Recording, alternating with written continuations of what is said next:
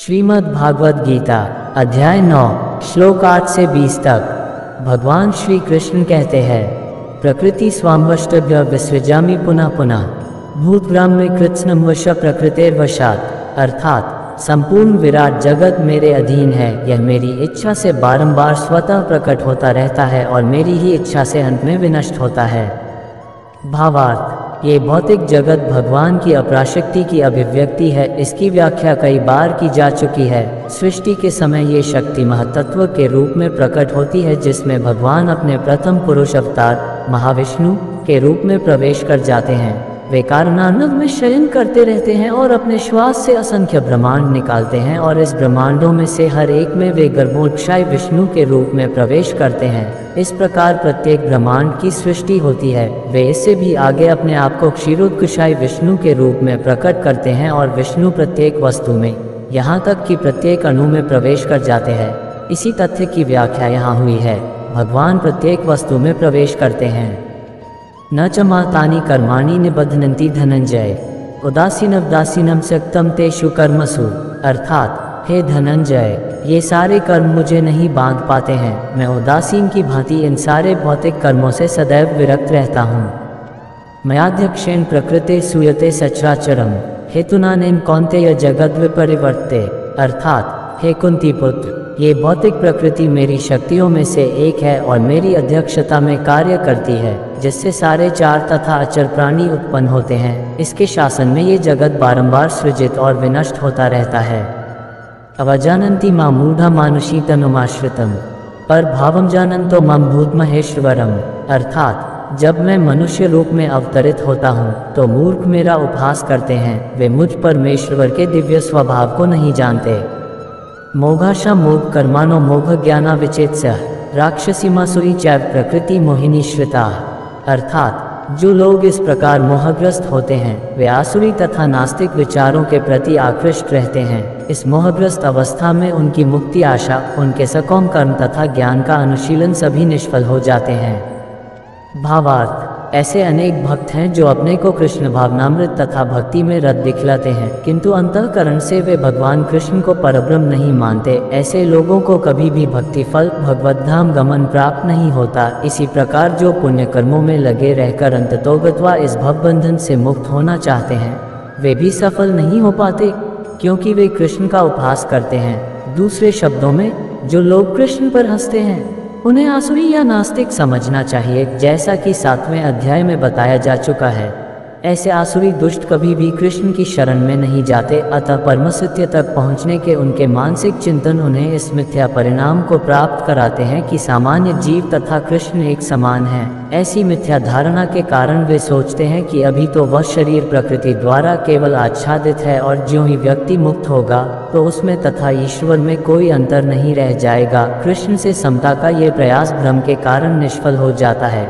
इस प्रकार का आसुरी तथा नास्तिक ज्ञान अनुशीलन सदैव व्यर्थ रहता है।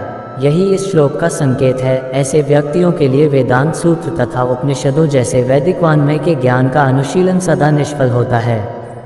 अतः भगवान कृष्ण को सामान्य व्यक्ति मानना घोर अपराध है। जो ऐसा करते हैं वे निश्चित रूप से मोहग्रस्त रहते हैं, क्योंकि वे कृष्ण के शाश्वत रूप को नहीं समझ पाते।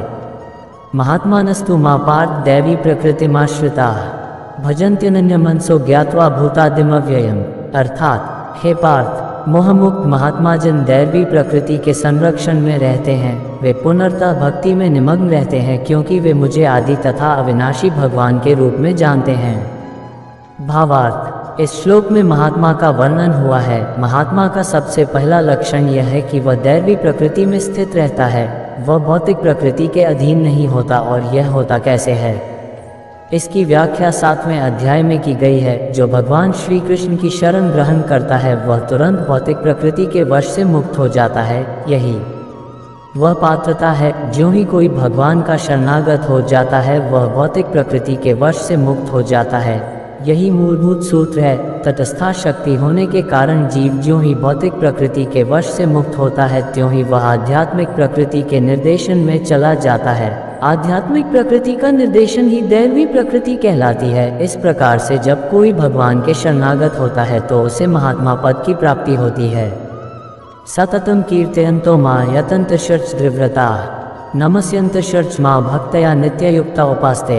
अर्थात ये महात्मा मेरी महिमा का नित्य कीर्तन करते हुए दृढ़ संकल्प के साथ प्रयास करते हुए, मुझे नमस्कार करते हुए भक्ति भाव से निरंतर मेरी पूजा करते हैं। ज्ञान यज्ञेन चाप्यन्ते यजन्तो मामुपास्ते एकत्वेन पृथक्त्वेन बहुधा विश्वतो मुखम। अर्थात अन्य लोग जो ज्ञान के अनुशीलन द्वारा यज्ञ में लगे रहते हैं, वे भगवान की पूजा उनके अद्वय रूप में, विविध रूपों में तथा विश्व रूप में करते हैं। अहम क्रतुर यज्ञ स्वधामहम औषधम ऐसहोतम। अर्थात किंतु मैं ही कर्मकांड, मैं ही यज्ञ, पितरों को दिया जाने वाला अर्पण, औषधि, दिव्य ध्वनि, मंत्र, घी, अग्नि तथा आहुति हूँ। भावार्थ, ज्योतिष्टोम नामक वैदिक यज्ञ भी कृष्ण है। स्मृति में वर्णित महायज्ञ भी वही है। पितृलोक को अर्पित तर्पण या पितृलोक को प्रसन्न करने के लिए किया गया यज्ञ, जिसे घृत रूप में एक प्रकार की औषधि माना जाता है, वह भी कृष्ण ही है। इस संबंध में जिन मंत्रों का उच्चारण किया जाता है, वे भी कृष्ण हैं। यज्ञों में आहुति के लिए प्रयुक्त होने वाली दुग्ध से बनी अनेक वस्तुएं भी कृष्ण हैं। अग्नि भी कृष्ण है, क्योंकि यह अग्नि 5 तत्वों में से एक है, अतः वह कृष्ण की बिना शक्ति कही जाती है। दूसरे शब्दों में, वेदों में कर्मकांड भाग में प्रतिपादित वैदिक यज्ञ भी पूर्ण रूप से कृष्ण है। अथवा ये कह सकते हैं कि जो लोग कृष्ण की भक्ति में लगे हुए हैं, उनके लिए ये समझना चाहिए कि उन्होंने सारे वेद विहित यज्ञ संपन्न कर लिए हैं। पितामहस्य जगतो माता धाता पितामह वेद्यम पवित्र मोकार ऋक्साम यजुरेव च। अर्थात मैं इस ब्रह्मांड का पिता, माता, आश्रय तथा पितामह हूँ। मैं ज्ञेय, जानने योग्य, शुद्धिकर्ता तथा ओंकार हूँ। मैं ऋग्वेद, सामवेद तथा यजुर्वेद भी हूँ। भावार्थ, सारे चराचर विराट जगत की अभिव्यक्ति कृष्ण की शक्ति के विभिन्न कार्यकलापों से होती है। इस भौतिक जगत में हम विभिन्न जीवों के साथ तरह तरह के संबंध स्थापित करते हैं, जो कृष्ण की शक्ति के अतिरिक्त अन्य कुछ नहीं है। प्रकृति की सृष्टि में उनमें से कुछ हमारे माता पिता के रूप में उत्पन्न होते हैं, वे कृष्ण के अतिरिक्त कुछ नहीं हैं। इस श्लोक में आए धाता शब्द का अर्थ सृष्टा है। न केवल हमारे माता पिता कृष्ण के अंश रूप हैं, अपितु इनके सृष्टा दादी तथा दादा कृष्ण हैं। वस्तुतः कोई भी जीव कृष्ण का अंश होने के कारण कृष्ण है, अतः सारे वेदों के लक्ष्य कृष्ण ही हैं। हम वेदों से जो भी जानना चाहते हैं वह कृष्ण को जानने की दिशा में होता है।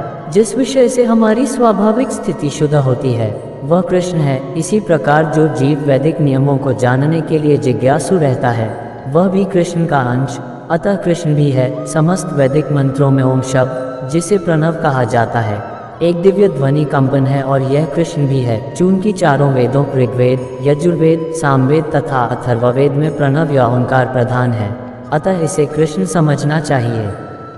गतिर्भर्ता प्रभु साक्षी निवास शरण सुहृत प्रभव प्रलय स्थान निधान बीजमव्ययम्।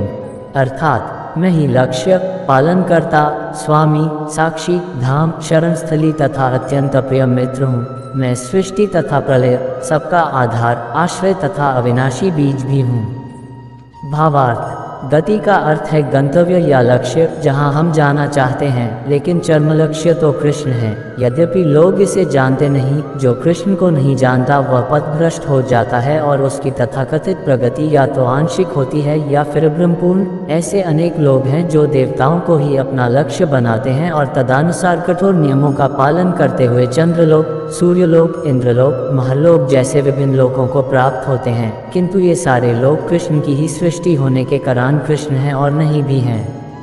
ऐसे लोग भी कृष्ण की शक्ति की अभिव्यक्तियां होने के कारण कृष्ण हैं, किंतु वस्तुतः वे कृष्ण की अनुभूति की दिशा में सोपान का कार्य करते हैं। कृष्ण की विभिन्न शक्तियों तक पहुंचने का अर्थ है अप्रत्यक्षतः कृष्ण तक पहुंचना, अतः मनुष्य को चाहिए कि कृष्ण तक सीधे पहुंचे, क्योंकि इससे समय तथा शक्ति की बचत होगी। उदाहरणार्थ, यदि किसी ऊंची इमारत की छोटी तक एलिवेटर लिफ्ट के द्वारा पहुंचने की सुविधा हो तो फिर एक एक सीढ़ी करके ऊपर क्यों चढ़ा जाए।